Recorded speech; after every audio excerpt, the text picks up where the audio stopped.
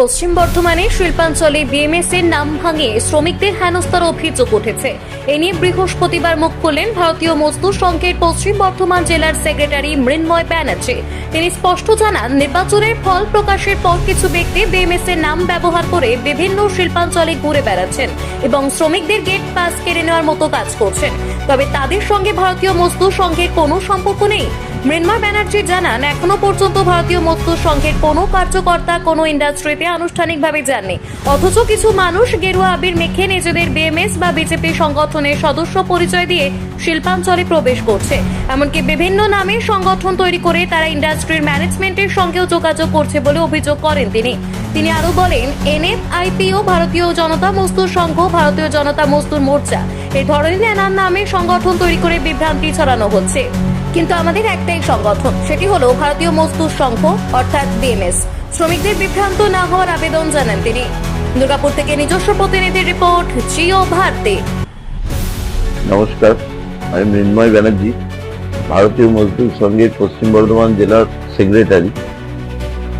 তো আমার জনগণের কাছে একটাই বার্তা, আমরা দেখতে পাচ্ছি 4 মে 2026 সালে আমাদের ইলেকশনের রেজাল্ট বেরোবার পর কিছু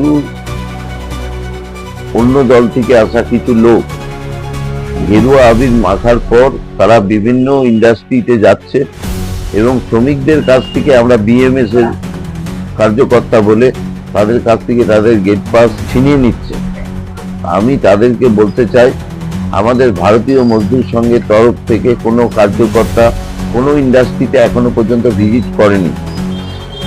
যারা যাচ্ছে তারা আমাদের বিএমএস এর কার্যকর্তা নয়।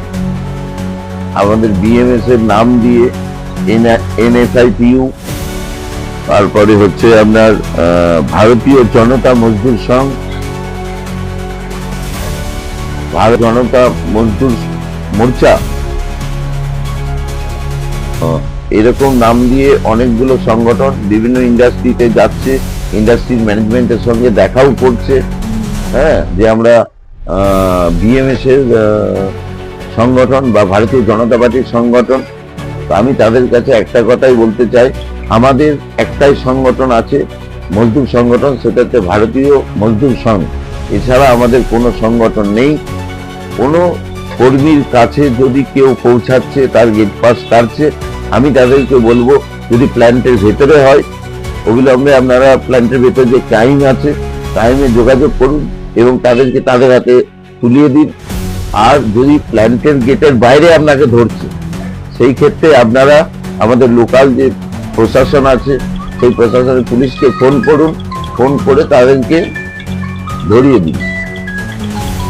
কারণ আমি বারবার বলছি, আমাদের ভারতীয় মজদুর সংঘের তরফ থেকে এরকম কোনো বার্তা বা এরকম কোনো কার্যকর্তাকে পাঠানো হয়নি যারা এই ব্যাপারে আপনাদের হস্তক্ষেপ করবে। কারণ আমরা ইলেকশনে হওয়ার আগেই আপনাদের প্রতিশ্রুতি দিয়েছিলাম যে আপনারা সিপিএম করুন, তৃণমূল করুন, বিজেপি করুন, আমাদের কারোর সঙ্গে কোনো শ্রমিকের সঙ্গে কোনো বিরোধ নেই। সেহেতু আমরা কারোর গেট পাসের উপরে কোনো রকম হস্তক্ষেপ করতে চাই না। যারা প্ল্যান্টের ভেতরে কাজ করছে তারা নিশ্চিন্তে কাজ করুন, আপনাদের কোনো কাজের ক্ষতি হবে না, এটুকু আমি বলতে চাই।